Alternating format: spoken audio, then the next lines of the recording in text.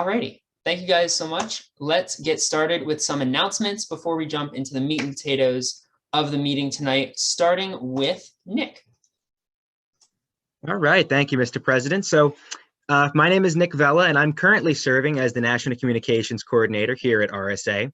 And I am very, very happy to announce that the NCC-IT application is now actually open. So the application for my position for next year is actually going on right now.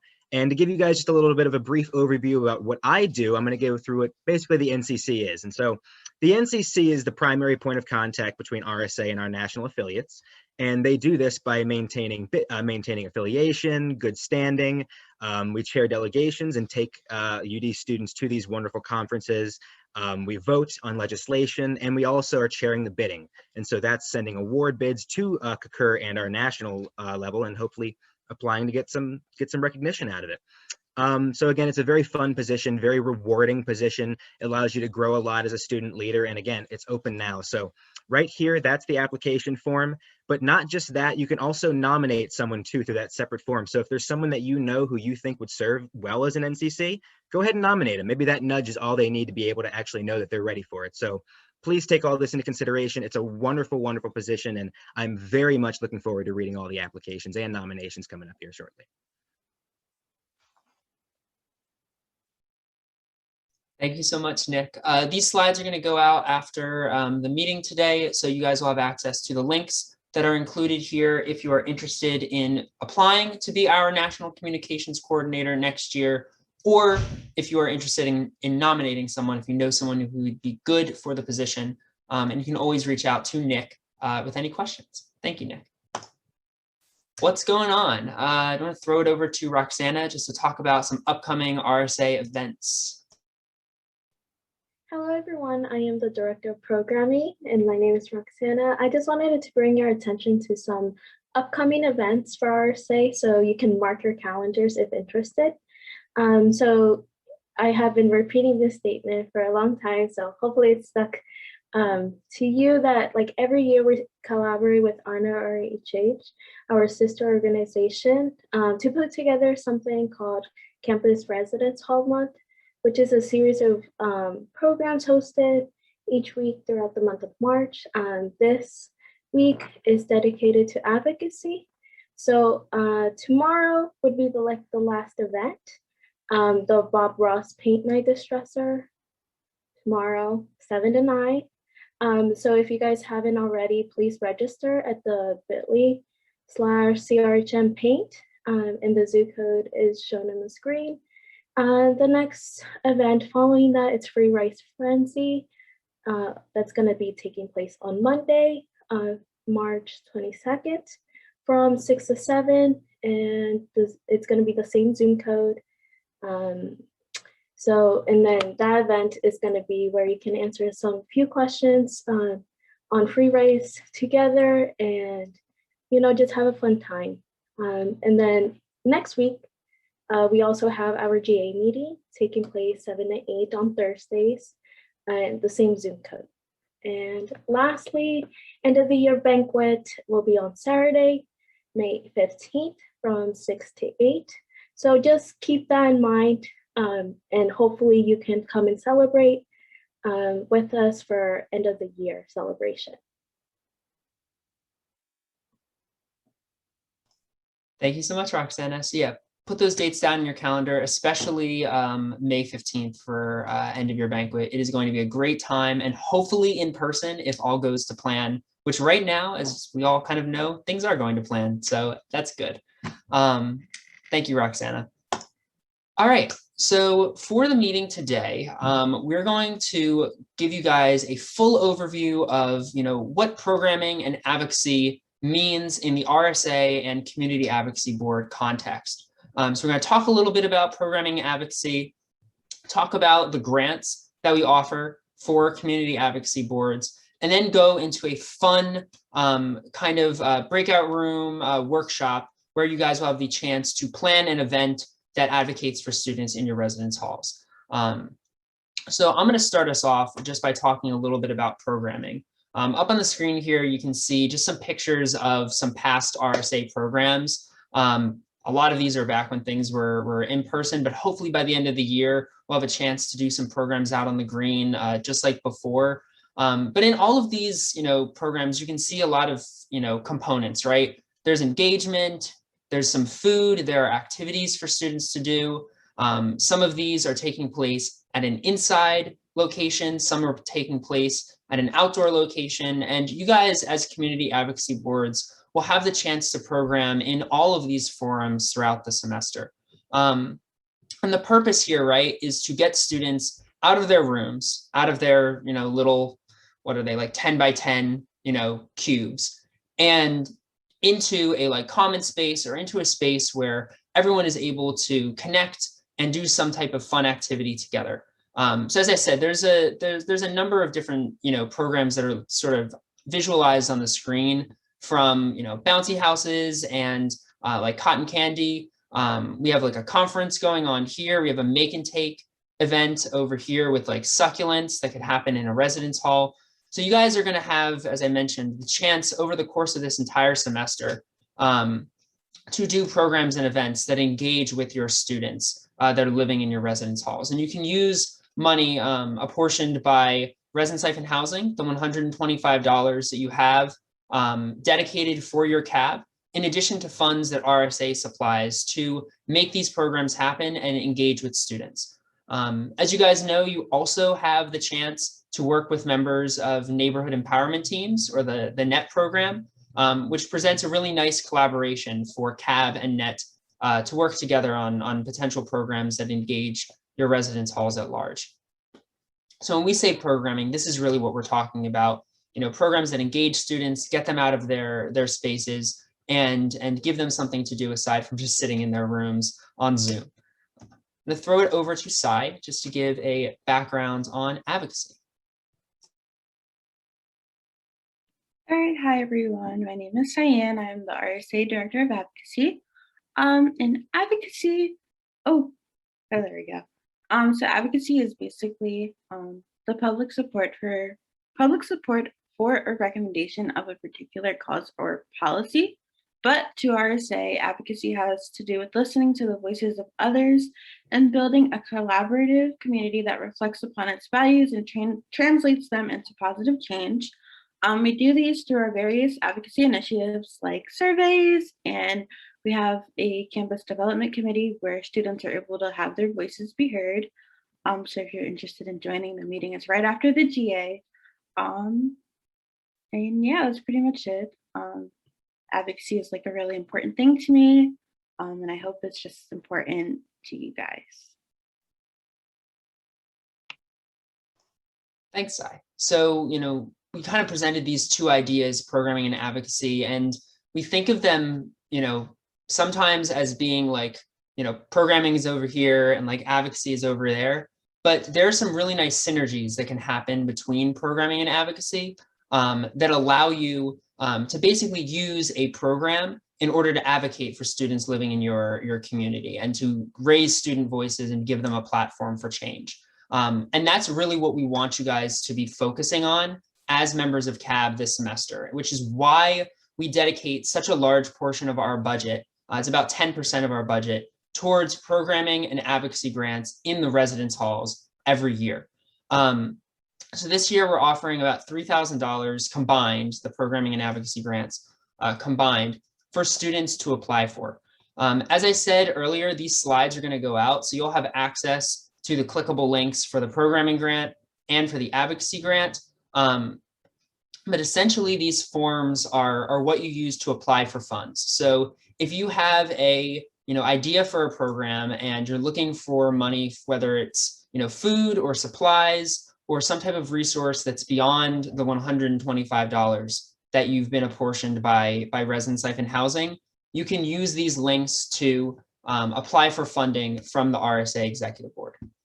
If you're requesting, in either case, a programming or advocacy grant, if you're requesting less than $300, the Executive Board's going to review your application within a week, and you'll have an answer within a week. We review our programming and advocacy grant applications on Tuesdays, which is when our Executive Board meetings happen. So, if you're thinking about it just from a planning standpoint, if you submit a grant on like a Friday or over the weekend or on a Monday, we'll be able to get to it at our meeting on that Tuesday. If you are looking to do something bigger in your residential community, right? If you're looking to, you know, for students who are on the East Campus area and the East Campus community, if you're looking to do an outdoor activity on the turf, you can reserve the turf and get food. You can get maybe like a blow up projector for a movie. You can get cornhole supplies for a cornhole tournament, anything of that nature. And you're looking for more money in order to do something like that because it requires more funding. You can apply for, in that instance, a programming grant and request more than $300. If you're looking for more than $300 to spend for a program or event, what we're going to ask you to do is to come to a General Assembly meeting just like this and just give a very basic presentation about what you're looking to accomplish with this program or activity. You know, as Abby mentioned at the very beginning of the meeting, probably hear a motorcycle going by. As Abby mentioned at the beginning of the meeting, we take quorum. We do roll call so that we can vote, right? So this is what we're referring to when we're saying, you know, voting on pieces. We're essentially giving you guys the opportunity to hear out a fellow cab about a reason why they want to use, you know, $300 or more of our funds. And the whole group, as a, you know, collective body, will take a vote as to whether or not that funding is approved or denied or modified in some type of way. So that kind of is the process for getting these grants approved. And as I said, there's grants for programming if you're looking to do an event, and there's also grants for advocacy, right? Like, let's say there's, you know, something in your residence hall that that the infrastructure isn't meeting the needs of the students, right? You're looking for kitchen supplies, or I know LTS is looking to get like a TV, or you are looking to conduct a survey and you want to incentivize it using gift cards or some type of incentive. You can apply via the advocacy grant for funds to do things of that type of nature as well. So there's a wide variety of uses for these grant funds. And we really don't, you know, there's no grant that's too small. There's no idea that's too small. If you have an idea and you think that it would be applicable for this money, please apply and we will very gladly consider your application. So that's just a very, you know, 10,000 foot view of what grants look like in the process. Does anybody have any questions on program and advocacy grants? If you do, you can throw an X in the chat and unmute and ask.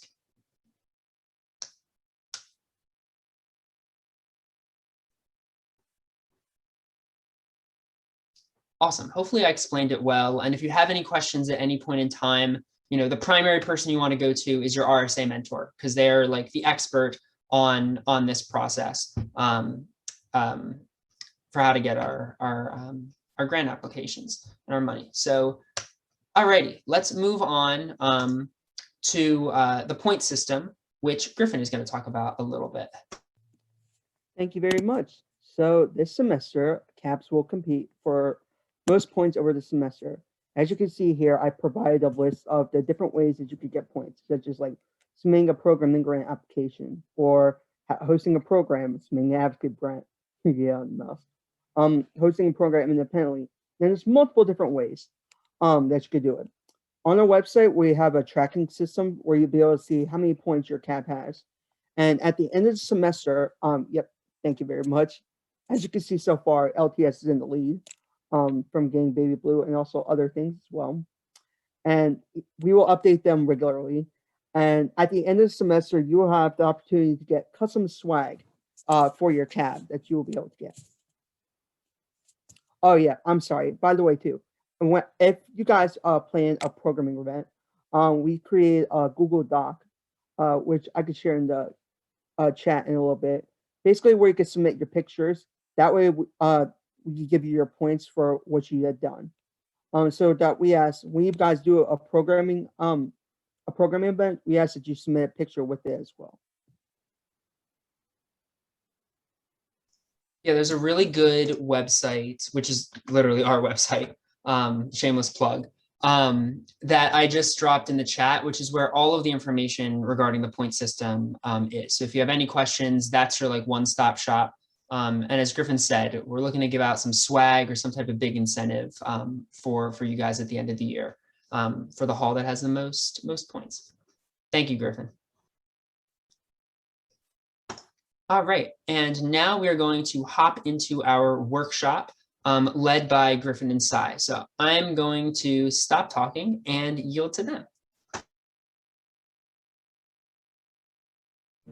You want to lead this, or you want me to do it? You can go ahead. I'm still making the breakout rooms. Okay, that's fine. Thank you. All right, so now we're going to be heading into our breakout rooms. So we are divide the caps into based on where they are on campus. So we have Central Campus and East Campus. On Central Campus, we have James Smith, Thomas McKean, North Central, Independence, George Reed, Ray Street, and South Central. And on East Campus, we have South Academy, Russell, Harrington, LTS, Reading, and Gilbert. What we're going to do is we're going to give you a scenario there to be able to talk with amongst the cabs. And we'll also have some of the RSA e-board members to go with you as well. Each RSA e-board member will go to the respective cabs that they mentor or have been assigned to, and we'll all meet in there. This will give you time to be able to discuss the scenarios and be able to plan them. Then we will come back later on and be able to discuss as a group what you guys have come up with from there. I won't share that yet. It's okay. I'm going to go ahead and open all the rooms. And Raktim, I went ahead and put you in, or did you want to choose? You can go ahead and choose. Yeah, I'll just go over to East because I'm technically supposed to be in Reading, so I would just migrate over to Reading. Do we want to share the scenario as a group altogether before breaking out? I figured, do we have the option to like share the screen in the breakout room? Yep. Yeah, you guys Yeah, can. I can do that. I can do that. Perfect. I have my scenario up already. Sounds And, good. Cool. Yeah. All right, guys, I'm going to go ahead and open up the breakout rooms. And when you get the notification, just go ahead and. Oh, so East Campus goes to, Oh, sorry. I was going to say East Campus goes to the breakout rooms, right? And Central stays here, correct? That's fine. We can let's just send everybody to the existing breakout rooms. Okay.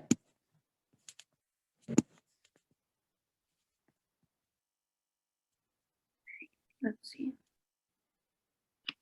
And Brian, you'll just go to wherever.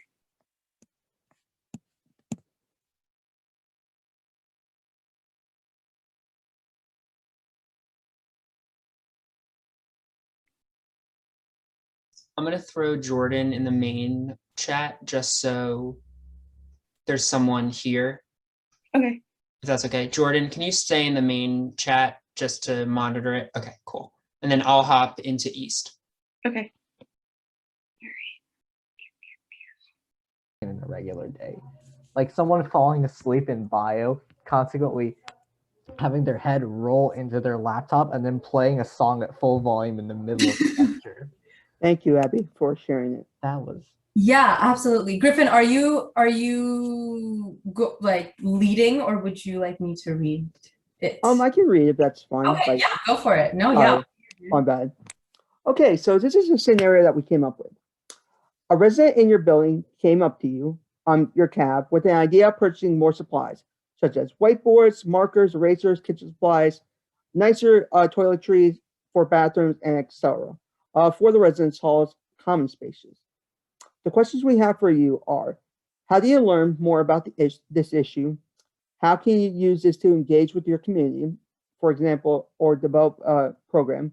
And how or what resources can you use to solve the problem? Now we're going to give you guys time to talk about it here, and we'll be here for any assistance that you need. Okay?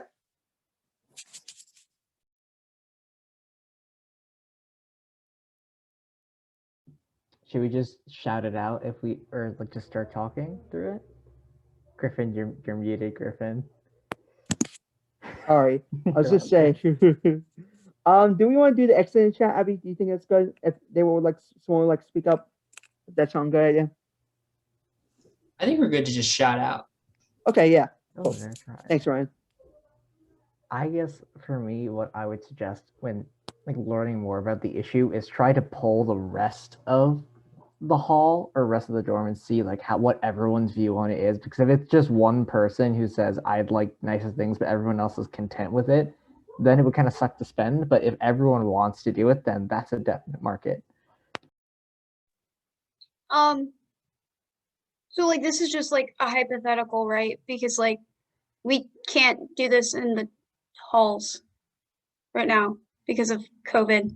So like maybe one of the things is like learning about current restrictions to what the program is or like what the implications would be.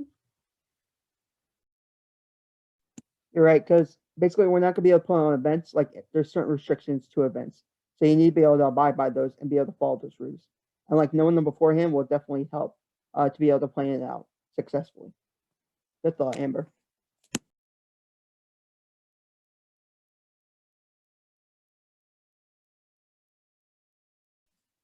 Hi, sorry. Going off of what Team said, I think a really good strategy to tackle this first question would be providing the RAs with a form of like what kind of supplies they'd want, and then each of those RAs can distribute those forms to everyone on their floor.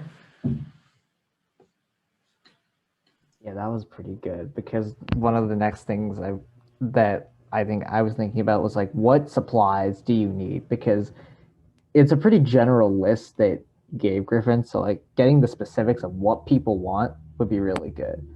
Although, wait, is it Nicholas? Should I do you go You by- can just call me Nick. Yeah, Okay. that works. What would you think, Nick? Like, would you go with you would present like a list of the RA and the RA figures out what items to put on the list, or would you like just take a general list and put that on the form and then people select which ones they want? Well, considering supplies could mean a number of things. It can mean anything. It could mean literally anything. I think a form with open-ended questions would be pretty good. Mhm. Or, I mean, if you're talking about restrictions and stuff, there's only so many supplies people could ask for right now. So, I mean, you could probably come up with like 5 or 10 on a form and have them send it out. An even better way to tackle this, if people didn't want to just do forms every time, you know, someone was running out of supplies, you could develop a program of some sort where people can, I guess it would kind of just be like a form, but you could develop some sort of program that supplies these kind of things to each dorm without people having to run out and ask for more. You know what? There's a really there's a idea that we came up with for there's an idea that we came up with earlier, I think last semester, when we were talking about something like getting people's opinions on ideas, and we did have like the idea of being a sticky note idea where you take a board and then you have like a bunch of sticky notes and like people can just take them and like maybe you have gloves or something because of COVID restrictions, and each person writes what they want and then they put it on the board. So it's a creative way to get people engaged, but at the same time it allows you to like visually see what things are there. Yeah, and that's actually that's really cool that you mentioned that too. It restricts it too, because people could write like gigantic lists, but on a sticky note you only have so much space. So it makes it very. Oh yeah, no, definitely. And when you go to put your idea, you can check whether your supply that you're looking for is already on the board or not. So you won't get a bunch of repeats that you might get with the Google form. Exactly. Cool. Those are some, I was just going to say, like, those are some really good ways. And I especially want to pick up on something that Nick said about going through RAs, because communication can be really, really challenging, especially as like a cab who your main connection is like your RHC. So kind of like connecting to the RAs is a really great way to get information out, just so you're not working just from like the RHC's main channel. I also love the Post-it note idea. That's very unique. So that's something I know, like Amber, you mentioned, right? How obviously we're in a pandemic right now, so we need to like be a bit, cautious with doing tech programs. So if your hall is like smaller and doesn't have as many common spaces, using, a door, using the RHC's door or a wall or some type of common location for students to put up suggestions or ideas might be a great way to elicit feedback.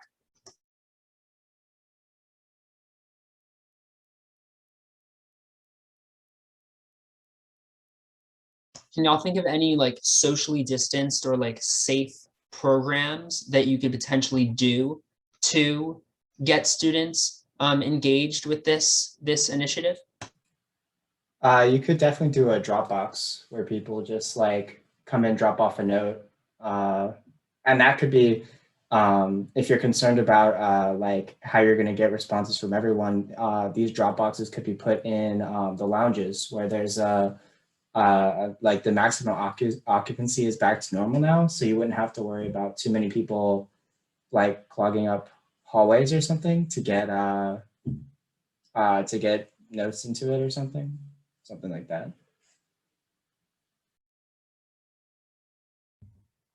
Maybe there could be like a virtual town hall.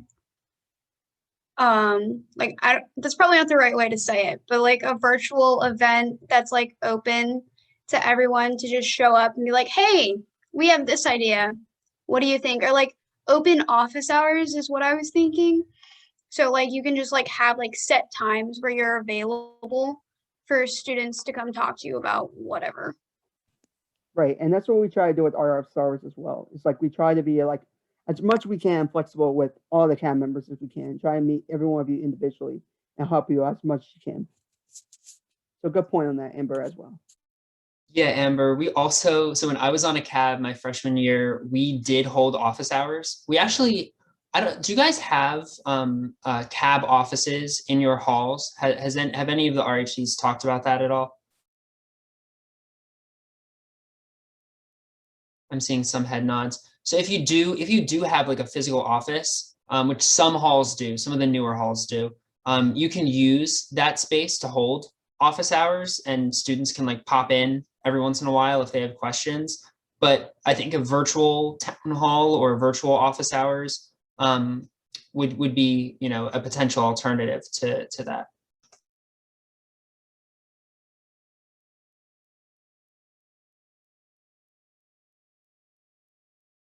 Any other program ideas? Because restrictions have been lifted a little bit in the residence hall spaces, as somebody mentioned. They are back to, you know, what the original level was at the beginning of the semester. No, that's only in like that's not in actual like residence halls. That's more in like Perkins and Tremont and Lounges, stuff. right? Yeah, no, it's not in lounges. The lounges restrictions Oh. haven't changed. Oh, I swear I thought in Russell we I had thought, a, yeah, in Russell they did change. We had our meeting last night and our resident hall coordinator said they were back to full capacity. yeah, sorry, I was thinking of Russell when I answered that question. Yeah, every residence hall is different, just how the layouts and the configurations are. So yeah, the restrictions in most buildings have gone back to what they were at the beginning of the semester, which would allow you guys to do an in-person program. You're even allowed to give out food if you want to. So there are a lot of options that y'all have with programs.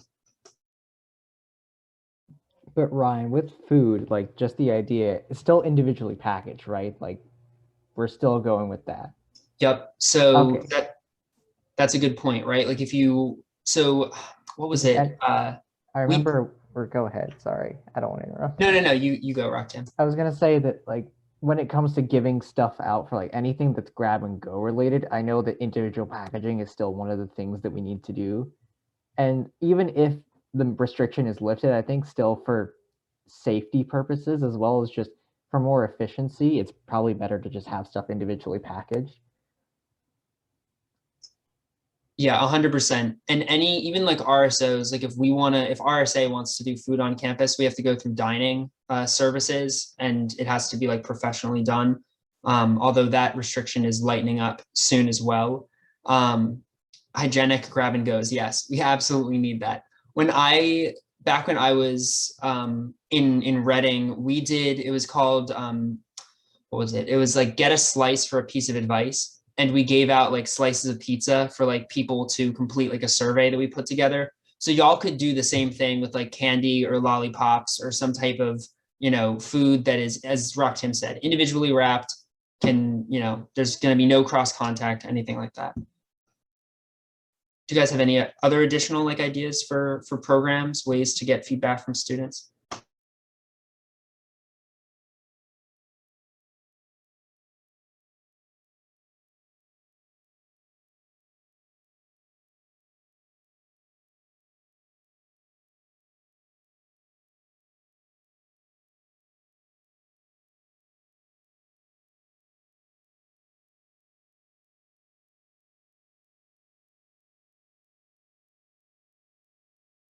I mean, one thing during COVID that would be have a, I guess, better ability is during hall like floor meetings, we could have CAB pop in to the Zooms and have like a 10-minute just say, does anyone have any feedback or anything we want to know?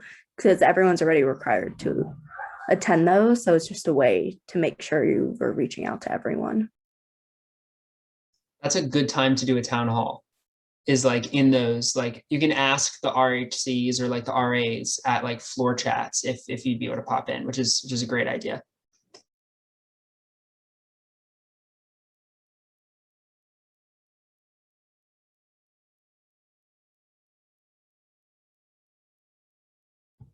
I would just want to pop in here and say another consideration that's been happening a lot with just in-hall programming in general is finding ways to make it hybrid for students who would prefer to stay virtual or stay online. So having a way for in-person activity to still take place safely, but at the same time having an online version of whatever initiative it is that you're pushing forth would kind of cover both your bases, if that makes sense.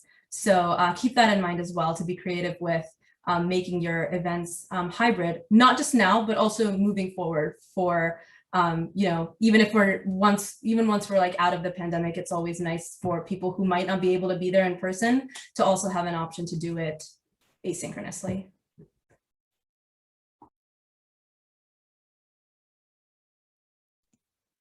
Are there any final questions? Do you guys have anything else you want to say?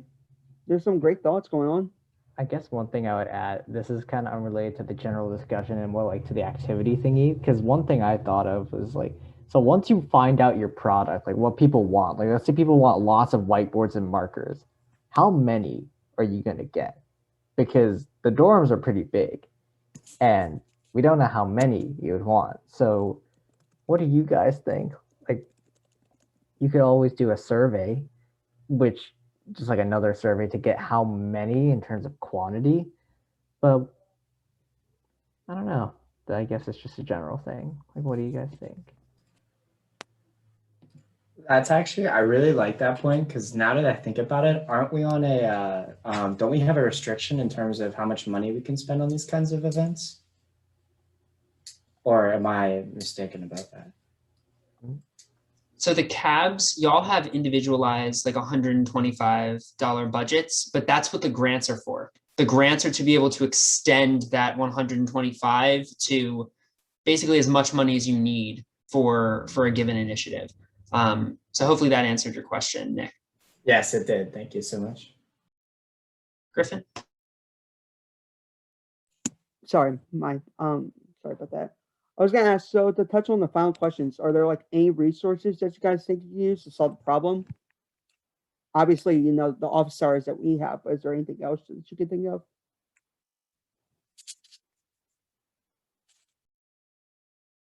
Yeah, as Ryan put it, there are the grants. You can take out the money needed because depending on what you're getting, you can pretty easily exceed the budget. But if it's for like if it provides for a much better experience, then I think it's worth spending the money.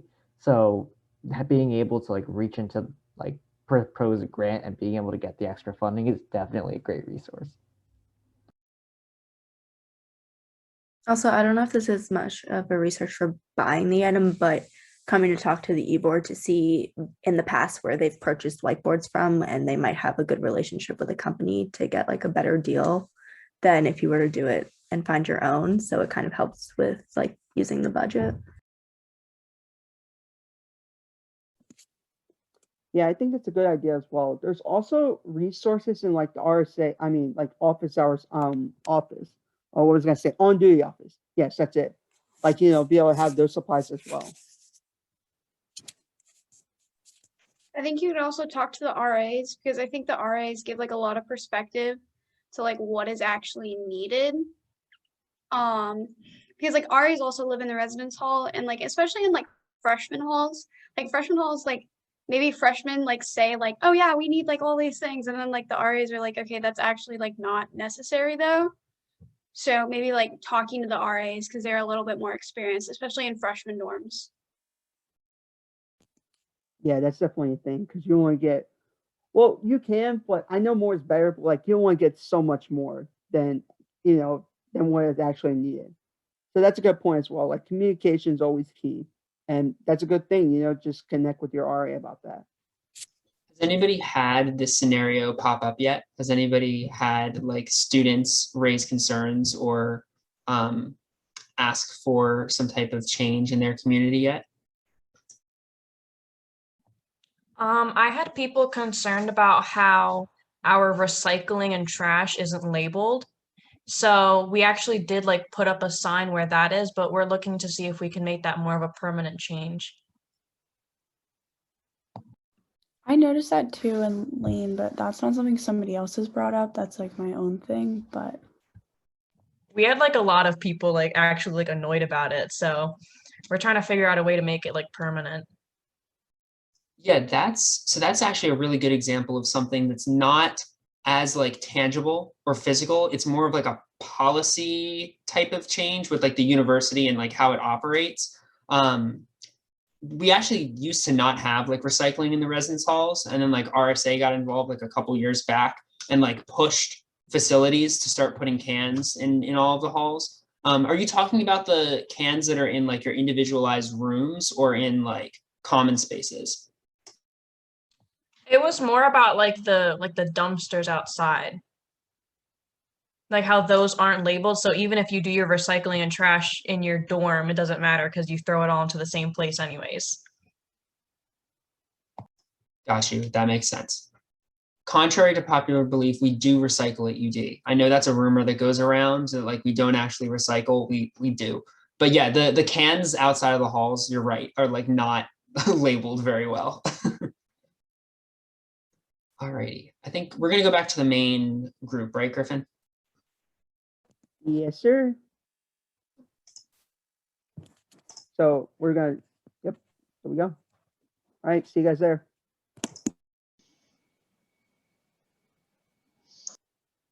hey, Jasmine. Hey. How are you?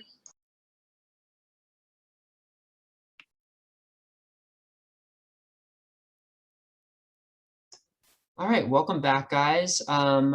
Griffin and Sai are now going to lead us through some reflection and a time for everyone to share all of the ideas that they came up with. Is this slide good, Sai? Or should I switch to the next one? The next one. All right. So what did you guys think of the activity? It can be good or bad. I'm really receptive to constructive criticism. So what did you guys think? Go ahead, Rocktim. I thought it was interesting to get started on like an idea of literally thinking through what to do, because I know we've done stuff like that before, but like just have it being thrown at us was kind of more helpful, like to go through the process of formulating like how am I going to approach this? What things do we need? Like we had a good discussion in like Ryan and everything, they can attest that we had a good discussion in like the East breakout room about what kind of stuff goes into programming with COVID restrictions. So it just made us think a bit, and that was pretty nice.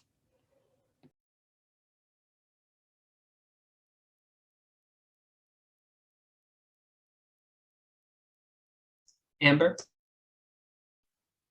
I think the activity, like, it was good, but I think like the scenario wasn't great, especially during like COVID restrictions, because we're like not actually allowed to have stuff like common things in common places. So I think maybe like for the time being, it wasn't a great scenario, but like in the future, it could be good.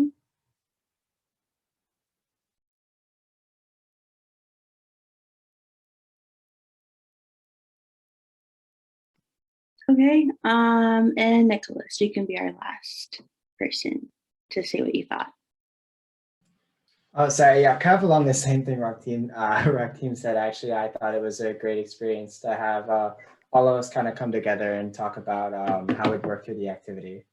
And that was about all there. Everyone else has pretty much said what I was going to. So completely fine. And I thought it went great. Thank you.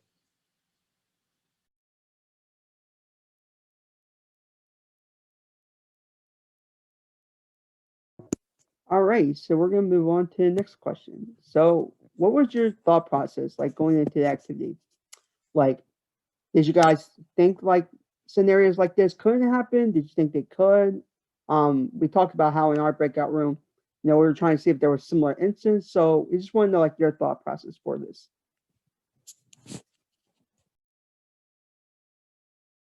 Go ahead, Lorna. So like my cab group met like yesterday and we were talking about surveys. So I was kind of focusing in on like a survey like in the beginning. So like I was thinking about like how a survey could form. And like recently my friend had mentioned to me how she was really like upset in like her lounge, how it was kind of hard to study there because there was no whiteboards. And I was like, oh, that kind of connects to this activity. Oh my God. So my thought process was kind of just thinking about like that and like how a survey like could form, and I was drawing on like what we talked about in our CAB meeting. And yeah.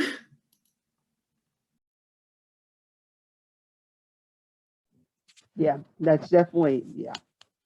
Did anyone else have anything to point on that? Go ahead, Justine. Is my mic working? Because I can't tell because like the bar doesn't move up on the mic. So I can't You're good. Oh, okay. It's weird.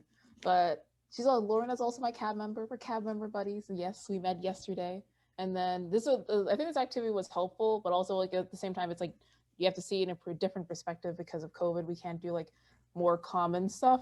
And also I thought it was like helpful that they highlighted that every like floor needs different things, because I live in Caesar Rodney. We have a piano, we have whiteboards, and I think all the lounge except like I think one of them upstairs.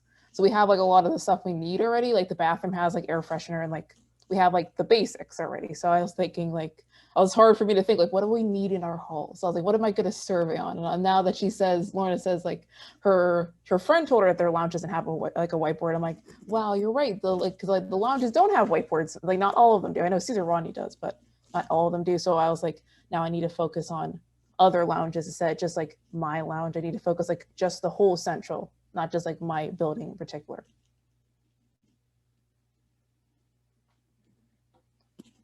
That's all I wanted to say.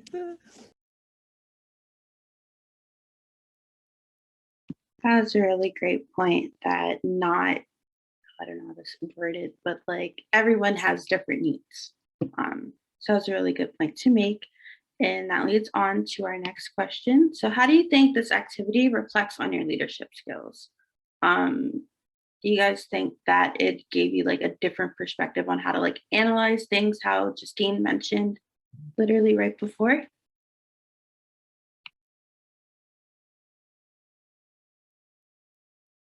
Go ahead, Artem.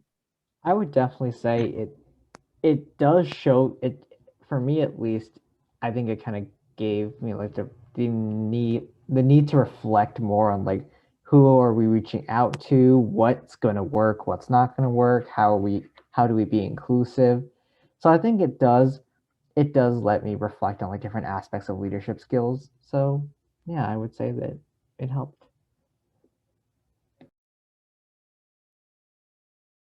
All right, does anyone else? Go ahead, Nicholas. Or do you want me to call you Nick? I don't know. Nick works, whatever is fine, honestly.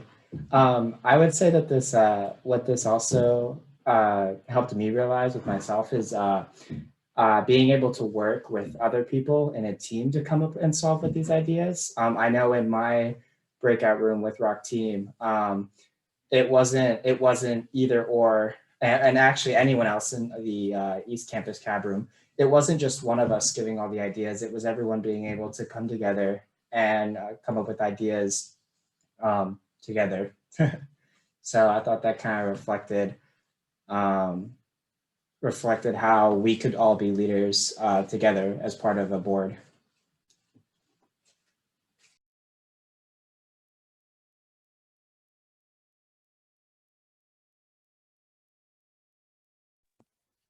All right, if there's no more thoughts, we're going to move to a final question, which is, how do you think you can apply what you learned into your roles as CAB members? Basically, be able to work together and be able to like fix these things that you guys are talking about, or lead a change. Any thoughts?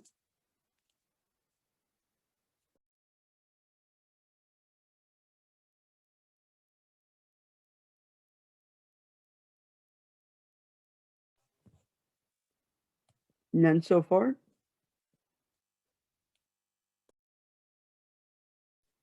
Go ahead, Justine. I think we should just, all learn from each other because each like member, not just of CAB, but of RSA and like, our net captains and our RAs, like they all have different needs. They all see things, the problems differently. So we can all like, just learn from each other and like find, the most probable, practical, most respectful idea of how to solve the problem. Or like if there is a problem, maybe there's not a problem. Maybe we're trying to find an event to just have fun, experience, like make a bigger and better community.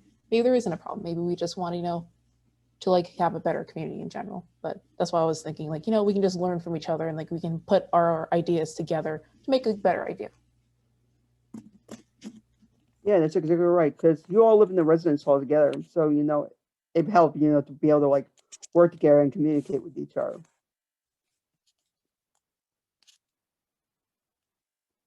And all right, pass it back to Ryan.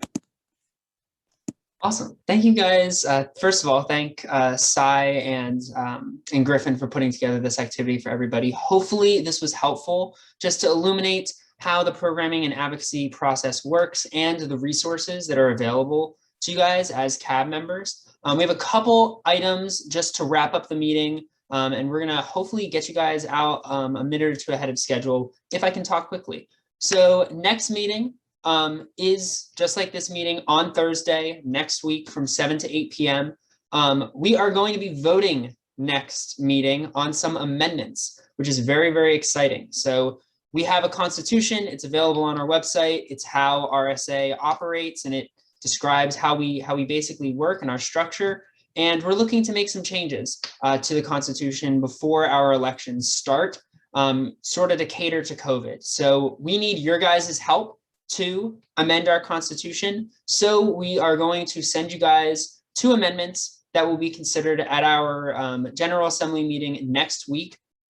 And what we need you guys to do is, as a CAB, just like take a look through, read through both of them, and just, think about whether you agree or disagree with the language therein. We're also going to do a full presentation on each of these amendments at the meeting next week. So stay tuned for that in the wrap-up email after the meeting tonight. But yeah, so our next GA is same time next week on Thursday, same code. Continue to follow us on social media. If you haven't yet, we post all of our updates about meeting reminders and everything on social media, and all of the events and stuff that we're throwing. So keep that in mind. And then lastly, Baby Blue recognition. Every week we recognize an outstanding CAB for their efforts representing their constituencies and programming advocacy in the halls. Last week, we passed it off to Lane Thompson and Smythe. So it is now LTS's turn to pass off Baby Blue to another CAB. So who is LTS passing Baby Blue off to this week? Emma? Oh, I'm sorry. So we actually did not get a chance to meet this week yet, so we haven't like really conferred.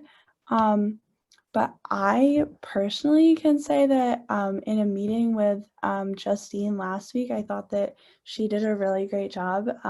So we can pass it off to Caesar Rodney. Awesome. So South Central will take Baby Blue for this upcoming week.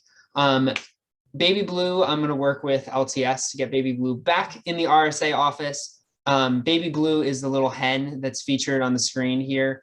And we will be able to move Baby Blue over to South Central for you guys to claim for the week. So congratulations, Justine, and to South Central for all of the hard work and participation during our meetings thus far. That said, that is the end of the meeting, ending probably 30 seconds early. Thank you all for coming out tonight. I'm going to hang on the code for a little while longer, just in case you guys have questions or want to talk to any of the members of our executive board. We are here for you guys. Have a great weekend. Stay safe. I know it's St. Patrick's Day / week. Party responsibly, or better yet, don't party at all. But I will see you guys all next week. Thank you guys very much. Have a good one. Thank you. Thank you again. Thank you. Good night, guys.